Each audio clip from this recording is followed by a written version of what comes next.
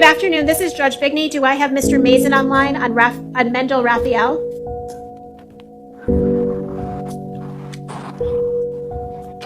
Counsel, you're on mute. Counsel, Can you hear me now, Your Honor? yes, we can. Good morning, Your Honor. Lyle Mays on behalf of the defendant. Sir, what is your name? Mendel Rafael. Your case number is 2025 CF12101. You're here and probable cause has been found for felony 3 conspiracy, extortion, and stalking. State and defense, I'll allow state to go first on bond and release conditions. I'm sorry, did you say state to go first or defense, Your Honor? Either. I didn't specify. Go ahead. I'll defer to the state. And Your Honor, as charged, Mr. Rafael is currently entitled to bond at this time. Count 1 is an F3, count 2 is an F2, count 3 is an M1. As he is entitled to bond, we will be asking for at least the schedule on all counts. The state is concerned regarding his community ties. I do not believe he has any links to the community or Florida in general. I do believe there was an extradition request from New York, where I believe Mr. Rafael primarily lives. For the schedule for the F3 is 5,000. The schedule for the F2 is 10. The schedule for the M1 is 1,000. As alleged, are concerning. The extortion is largely claiming that he has new photographs and videos of the alleged victim, stating that he's going to post them if she does not provide money to him. Both of those photos and videos have been reviewed by law enforcement of her in intimate moments with, I believe, her ex-boyfriend, or in little clothing, dancing. She did advise both of those videos were for an ex-boyfriend. So we will be asking for the schedule on all counts based on the allegations, the charges, and his lack of ties to the community. Let me, Mr. Mason, before you say anything, corrections, is there any kind of extradition or out-of-state history? No, Your Honor, it doesn't look like any out-of-state history. Okay, thank you. Sure, if he was extra. Defense counsel, do you want to be heard? And the bond schedule does call for double those amounts if a defendant has no ties to the community. So I am keeping all that in mind. You may proceed. Correct, Your Honor. And he does have the ties to the community. If I may inquire with him, Mr. Mendez, where are you currently staying? 27 West Lakeland Street, Bayshore, New York, 11706. Okay, and your friend who's currently here is assisting to arrange with your bail. Where is she located? He is in Orlando, but I don't know the address. Okay.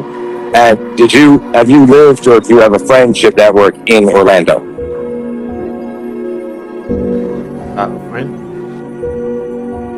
Do you have a network of friends and people you know or family that are in Orlando? Yes. Or Central Florida? Yes. Okay. You have retained counsel in this case because you intend to appear as ordered by the court, correct? Yes. Okay. Your current financial conditions, are they such that they're fluid that you can afford a large amount of bond, such as coming up with something of $20,000 in bond, or is that something that's you're going to need to ask your friends and family to assist in having you do?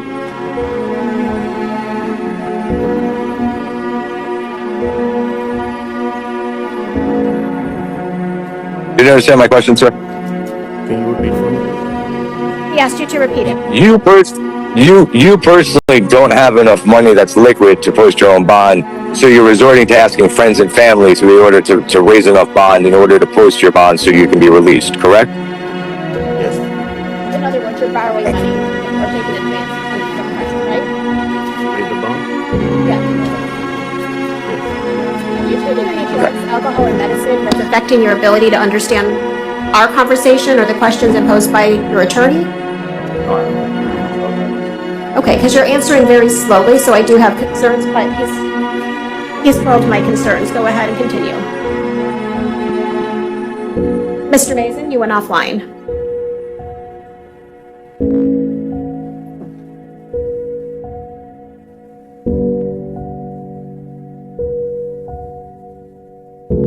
Okay. He went offline. We'll recall him when the attorney gets back on. The next case is Radomir Domond. Your Honor, it would be to argue. Pardon me? The only thing else I have no more questions of the defendant. It would be to argument as to bond. Go ahead. Your Honor, may I cross? Your Honor, as the state pointed out, that these are all bond charges that are entitled to bond. As far as the price goes and what they are at, generally speaking, I believe the highest one was at 15,000. Then there was 10, and there's the misdemeanor, which is generally 1,000. Often the courts will go to the highest and then reduce the other ones to 2,500 and 1,000, so he can respectfully afford it. To say the line, a bond that he can't afford is tantamount to no bond at all. He's hired attorneys. He's here. He's presented himself. He plans to attend all hearings as directed by the court. We would ask that the court set the bond. I believe the highest was at the 7,500 and reduce the others to 2,500 and the 1,000. While he's being honest about his address being in New York, he does have substantial ties to Central Florida. In addition, the people who are assisting him are all in Central Florida. Okay. State. Your Honor, may I ask questions briefly? Sure. Your witness. Mr. Rafael, do you have a savings account? Yes. How much is in your savings account approximately? 300. 300. Do you have a checking account? Yes. Approximately how much is in your checking account?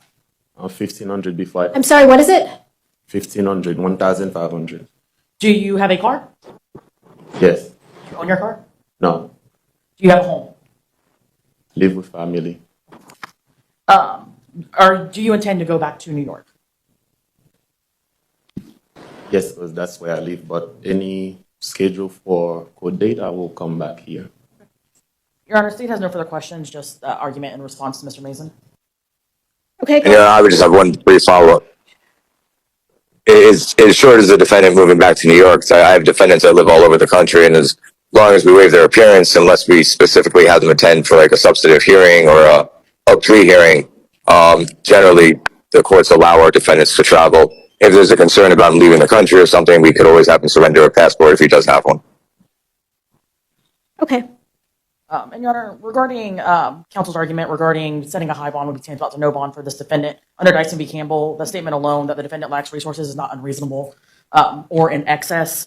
And in regards to the argument that the defendant has substantial ties to communities, they would argue that that's a misrepresentation, I believe, of what the evidence was in court, saying that he does have some friends potentially in the area. He doesn't know their address. We didn't get names or any actual area. So the state would object to substantial ties, as I believe it's a misrepresentation of what was stated in court. The state was just asking for the schedule on all counts.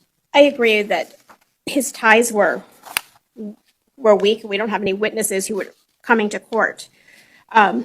So on the extortion, I'm going to set bond at $15,000. On the stalking at $2,000. On the public order crimes, I'm going to treat that as subsidiary and set it at $300. So his total bond is $17,300. But more importantly, I'm going to go through the conditions. Okay, count 1 is $300.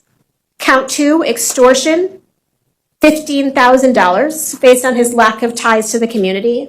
And on the stalking, $2,000. I appreciate the concise arguments of both sides. Mr. Rafael, you're not to have any contact with the victim. You cannot have any third-party contact, no texting, emailing, no in-person, no social media. No contact means no contact. I'll have the staff give you a no contact order and what that means. You're also to surrender your passport as your attorney offered up with defense counsel. Can you hear me okay? I can hear you okay. I just want to confirm if he does actually have a passport. Do you have a passport? Yes, but I just renewed it before I came down to Florida. Is it in Orlando or New York? No, in New York. And with that being said, I would ask if, defense counsel has, a 2-week time period to be able to give that to the clerk of courts. Yes. I'll give 5 business days to surrender the passport after he's released from jail.